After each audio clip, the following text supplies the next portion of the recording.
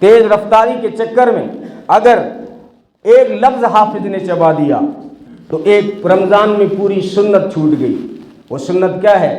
رمضان کی راتوں میں کھڑے ہو کر پورے قرآن کو سننا سنت ہے۔ اگر ایک لفظ چبا دیا تو وہ سنت غائب ہو۔ اور بعض مرتبہ لحن جلی ہو جاتی ہے، ایک کی جگہ دوسرا لفظ نکل گیا یا لفظ اپنی جگہ سے نہیں نکلا تو معنی چینج ہو جاتا ہے۔ جہاں معنی چینج ہو جائے وہاں نماز ٹوٹ جاتی ہے۔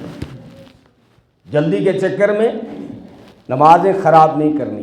یہ مقصد ہے کہ تم رمضان میں قرآن سنو، یہ بھی مقصد ہے۔ سننے پر جو نورانیت اللہ عطا کرتا ہے، اور اس کو کتنی بڑی سنت قرار دیا کہ رمضان میں اللہ جبریل کو بھیجتا اور کہتا جاؤ جبریل میرے محبوب کو قرآن سناؤ۔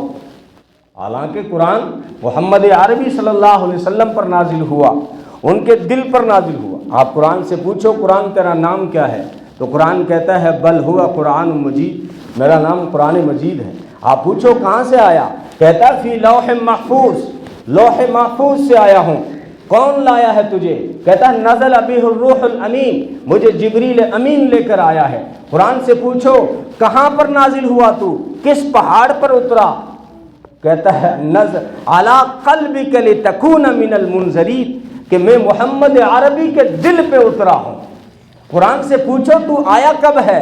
کہتا ہے شہر رمضان الذی انزل فیہ القرآن، یہ جو رمضان ہے اسی میں قرآن آیا ہے۔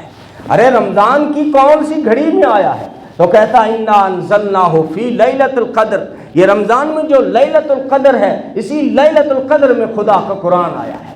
تو قرآن کی نسبت کتنی جڑ گئی ہے رمضان سے۔ اور پھر رمضان کا مہینہ آتے ہی اللہ عرش سے جبریل کو کہہ رہا ہے جاؤ میرے محبوب کو قرآن سناؤ۔ یہی سنت ہے کہ رمضان میں کوئی حافظ آتا ہے اور ہمیں قرآن سناتا ہے۔ اللہ کو پتا تھا کہ بڑے میرے بندے غافل ہیں، 11 مہینے اتنے دور ہو جائیں گے کہ میرا کلام ان کے کانوں سے نہیں ٹکرائے گا۔ کتنا بڑا مہربان ہے، زبردستی صفوں میں کھڑا کر کے اپنا کلام سنا رہا ہے۔ یہ بہت بڑی سنت ہے۔ اور محمد عربی صلی اللہ علیہ وسلم نے ایک مرتبہ حضرت عبداللہ ابن مسعود سے فرمایا، حضرت عبداللہ ابن مسعود کے بارے میں نبی نے خود فرمایا کہ عبداللہ ابن مسعود سے قرآن حاصل کرو، جس طرح عبداللہ ابن مسعود قرآن پڑھتے ہیں اس طرح تم قرآن پڑھو، اس لیے کہ جبریل کی طرح پڑھتے ہیں عبداللہ ابن مسعود۔ اور ایک مرتبہ فرمایا او عبداللہ ابن مسعود مجھے قرآن سنا۔ تو حضرت عبداللہ ابن مسعود عرض کرنے لگے اللہ کے رسول قرآن تو آپ پر نازل ہوا ہے تو آپ سے بہتر کون پڑھ سکتا ہے، تو میں کیسے آپ کو قرآن سناؤں؟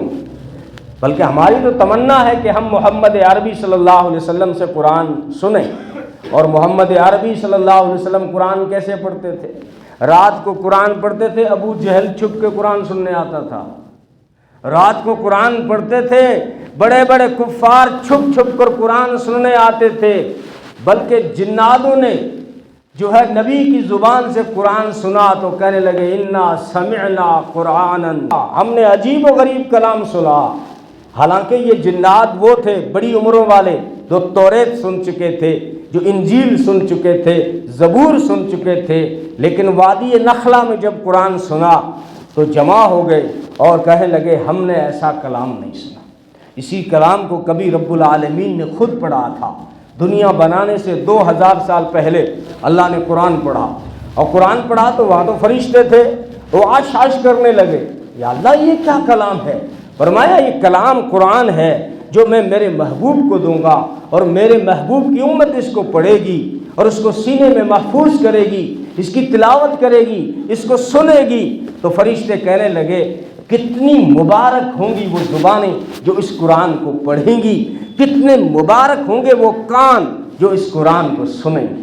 تو یہ مقصد ہے کہ جو ہے رمضان میں قرآن کو سنا جائے۔ فرمایا عبداللہ ابن مسعود مجھے قرآن سناؤ۔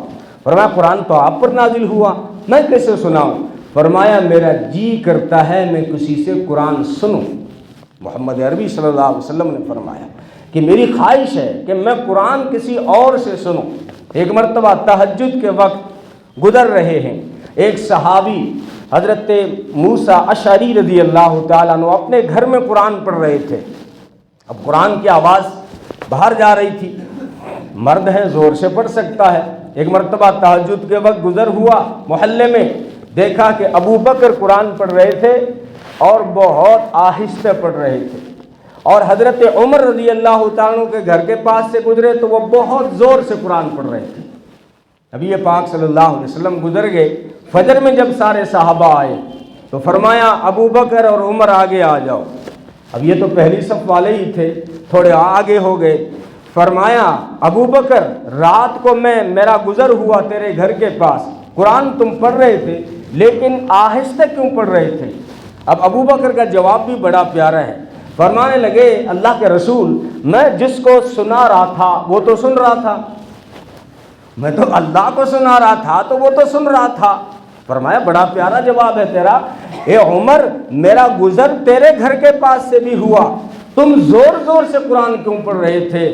اب عمر کا جواب بھی بڑا پیارا، کہنے لگے اللہ کے رسول، شیطان کو بھگا رہا تھا اور سوئے ہوئے کو جگا رہا تھا کہ تم ابھی تک سوئے ہوئے ہو، کچھ خدا کے بندے کھڑے ہو گئے ہیں اور خدا کے قرآن کی تلاوت جاری ہے۔ فرمایا تم دونوں کا جواب بہتر ہے، لیکن ایک غلطی ہوئی کہ تمہاری چاہت کا نام دین نہیں ہے، چاہت محمدی کا نام دین ہے۔ ابو بکر آج کے بعد تھوڑا زور سے پڑھنا، اے عمر آج کے بعد تھوڑا آہستہ پڑھنا، تاکہ تمہاری تلاوت بھی محمد کی چاہت میں ڈھل جائے، اس چیز کا نام دین ہے۔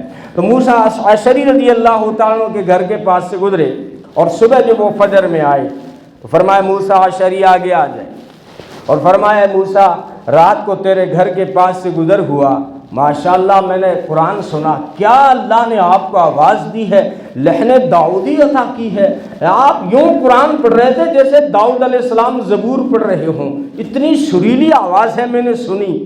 وہ صحابی کیا کہنے لگے، اللہ کے رسول مجھے پتا ہوتا نا کہ آپ میرا قرآن سن رہے ہیں تو میں اور زیادہ خوبصورت پڑھتا۔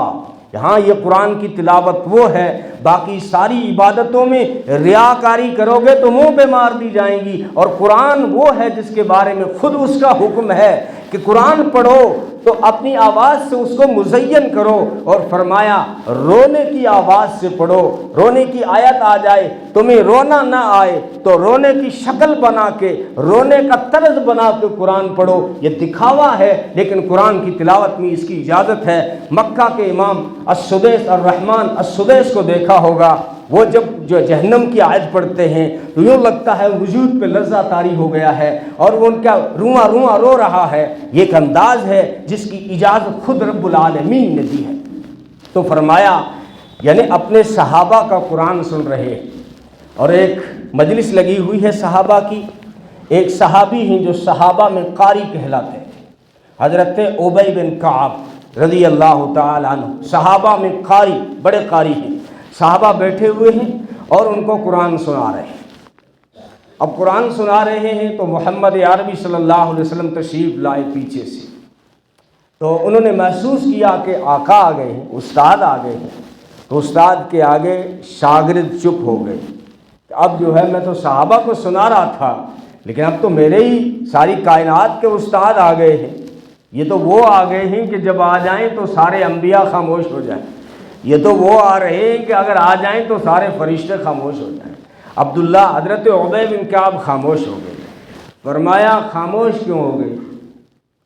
کہا میں قرآن ان کو سنا رہا تھا، جب آپ کو آتا دیکھا تو خاموش ہو گیا۔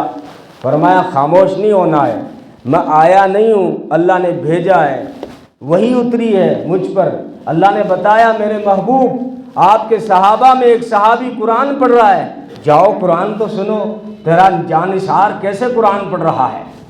تو میں آج بھیجا گیا ہوں۔ اب حضرت ابی بن کعب کہتے ہیں اے اللہ سمانی یا رسول اللہ، اے اللہ کے رسول، کیا اللہ نے میرا نام لے کے کہا کہ ابی بن کعب قرآن پڑھ رہا ہے؟ اللہ نے میرا نام لیا؟